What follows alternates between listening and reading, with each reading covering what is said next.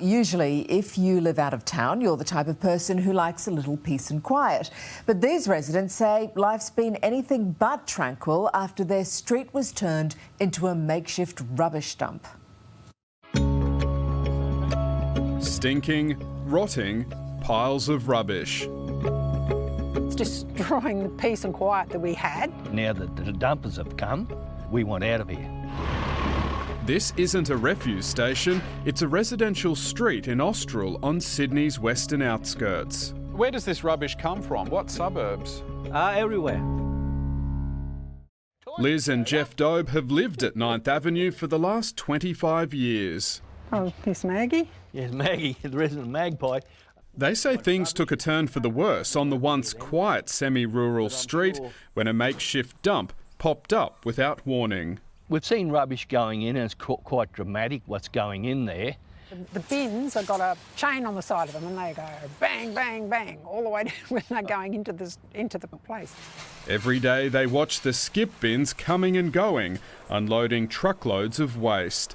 Those trucks come right past George Taylor's house, where he says the road has been damaged by the constant traffic. It's been a family home for my wife and myself for 20-something years.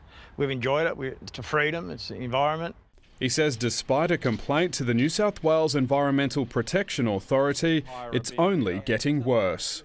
Trucks come in full of rubbish, approximately 6 days a week, going out empty.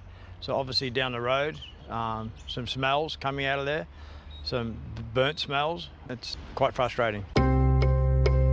From the air, the full extent of this ad hoc dump can be clearly seen. The site peppered with overflowing skip bins. I have definitely seen fire where they're burning something off, a really black, thick smoke going up into the air. A Current Affair approached the operators this week. Could we just ask you what's going on here? We do like waste transfer. Right. And are you allowed to do it on this property? That we don't know. Tan Nguyen introduced himself as the manager of the operation. Right. Can you see, though, that this could be quite a disturbance for the nearby properties and the people that live here? I don't think it's nearby. Everything is by more than 100 meters away, you know? Not very close to each other. Mr. Nguyen says the site is only used to process rubbish before it's transported elsewhere. And you're sure that's not asbestos? Yeah, because this is paper. Oh, maybe don't break it. No, yeah. I mean paper, we have no 100%. Right. But I mean, asbestos could be in there. No. You're positive? Because every bin we check.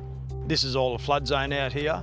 So if something floods, a lot of material gets flooded around. And the residents say they've seen smoke coming up and burning. Yeah, that's sometimes the winter cold, we burn some, we keep our warm.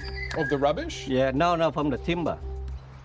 In an incident unrelated to this dump, these piles of dirt were dumped on another neighbour's property back in 2019. The EPA investigated but said it didn't have enough evidence to lead to a prosecution. The dirt is still up there dumped on the next block. It's still there to this day. This entire area is set to be redeveloped under the state government's plan to introduce more than 17,000 homes as part of the Austral and Leppington North Precinct Plan. This very lot is zoned as public recreation space and under current plans is likely to be transformed into a public park after private owners vacate. Locals are worried about what might be left behind in the soil. Sooner or later, there's going to be a young family or somebody living there where that material is buried. Any idea how much rubbish gets processed here? Maybe 20 cubic a day. That's quite a lot, isn't it? No, that's nothing. No? If this one approval by the council, maybe I can do like 50 tonnes a day. A Current Affair spoke to the owner of Bin Pro, which operates the skip bins. He declined to comment. What is the permit you need to operate from council?